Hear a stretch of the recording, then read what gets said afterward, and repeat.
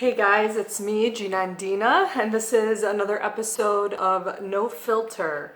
It's been a couple weeks, and I promised that I would deliver on a new video every week or so. It's been very busy, but I am ready to record this week's episode. So, the thing that I wanted to discuss today was something that was brought up online on social media a couple weeks ago. And I usually find a lot of my topics from social media because I'm on Twitter a lot. I'm not really on Facebook and Instagram anymore, but I do see things that people post once in a while. And a guy that I know posted a tweet that was talking about the responsibility that males in our community, in the Arab and Muslim community, have to face being financially stable at a young age and starting to build for a future because of the responsibility of needing to take care of his family and to be able to have a wedding. And this is something that I have always had an opinion on ever since I was, in my late teens, early 20s. I would discuss this all the time because I always felt like it was really weird when a guy who married a woman who was educated and had a good job as well had to bear the entire financial responsibility in either putting on a wedding and even in maintaining a lifestyle. Now, I know Islamically that there are a lot of stipulations and things that are necessitated by our faith, and that a man needs to provide food and shelter for his wife and his family, which is understandable. But looking at the context of when this was, practiced, you're looking at a time when women were not educated, when women did not work. Obviously, with the exception of Khadija radiallahu anha, she obviously had her own business and employed the Prophet, but most women did not work. And so, a lot of them that were widowed when their husbands fought in the war didn't really have a way to take care of themselves, which is why some of the men married more than one woman at the time. That's a topic for another time. Nowadays, though, it really bothers me when I see women demanding all these things from men and expecting them because of tradition. And when you are talking about providing for a woman and her children, it's only necessary for a male to provide the basics. It is not necessary for him to provide you with a Tory Burch purse or Christian Louboutin shoes or a 2-carat diamond ring and a $60,000 wedding and a brand new apartment with upscale furniture and a BMW vehicle. However, a lot of women will go out there and say that this is what they deserve by decree of religion and tradition. And that's wrong, because too many times I have seen men who are great guys, who are respectful and successful and, religious and connected spiritually. They don't get a chance to meet women and go ask for their hand or even talk to a girl because the girl is solely looking at his bank account. So really, what are we doing? What are we teaching our girls? What are we doing to the men in our society by telling them that they're only worth as much as their bank account carries? So we need to put things in perspective. And when I responded with my opinion, and that is that a woman, if she's working, should be able to help her man in the household, I was completely torn apart. Women said, I'm not raising my daughter to support a man.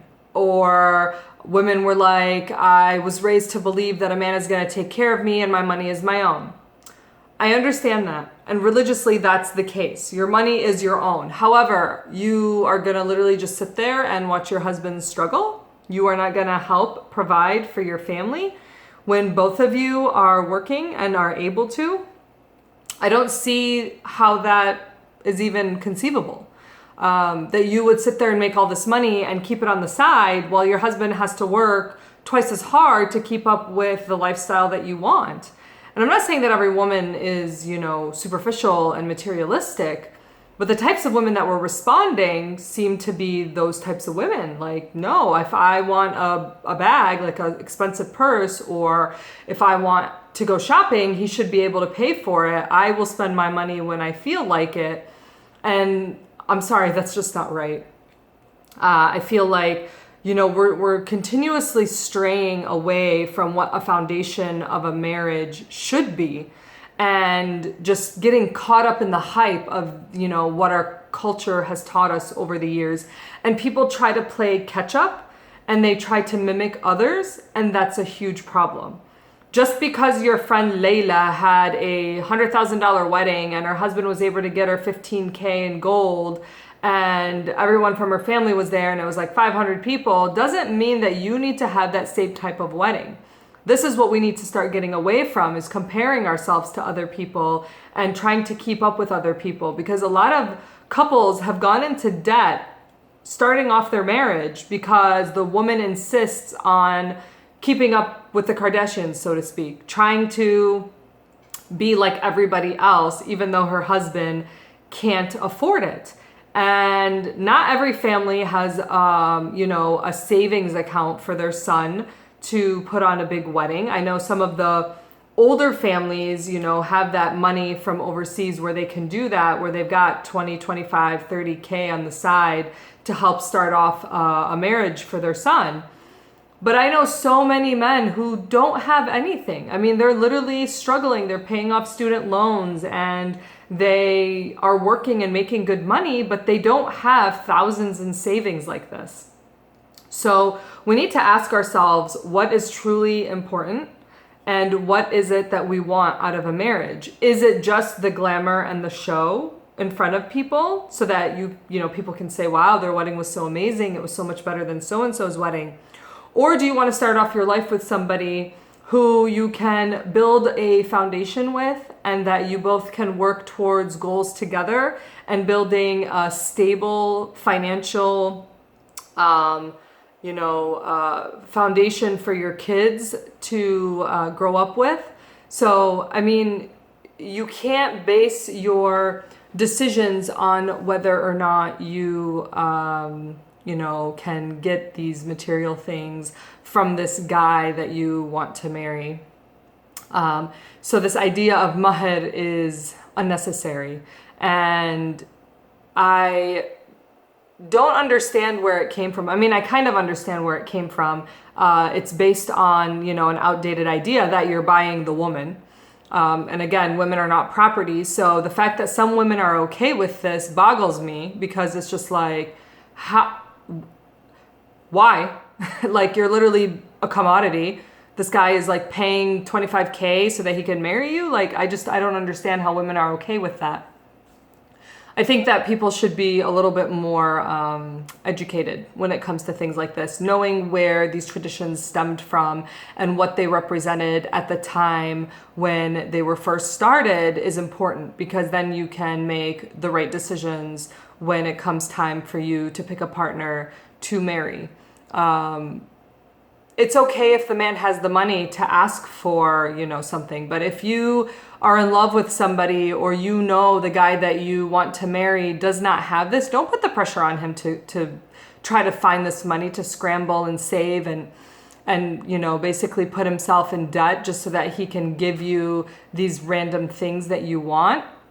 It's more important that you guys discuss, the type of life you want together, and be able to spend that kind of money on opening a new home, or, saving for a nice vacation, a good honeymoon, or giving back to the community if that's something, that you would like to do, versus, spend a bunch of money on a wedding that no one's going to remember anyways. I wrote an article for The Tempest about how people spend so much money on weddings that no one remembers them, because they're all one big blur. They're all dresses and music and tables and flowers and, all of this random stuff that from one wedding to the next, you just can't see a difference. So anyways, I went on a little long today, but this is a subject that I'm truly passionate about. So send me your thoughts, and I will have something new up hopefully next week. And this has been Gina and Dina with No Filter. I'll see you guys next time.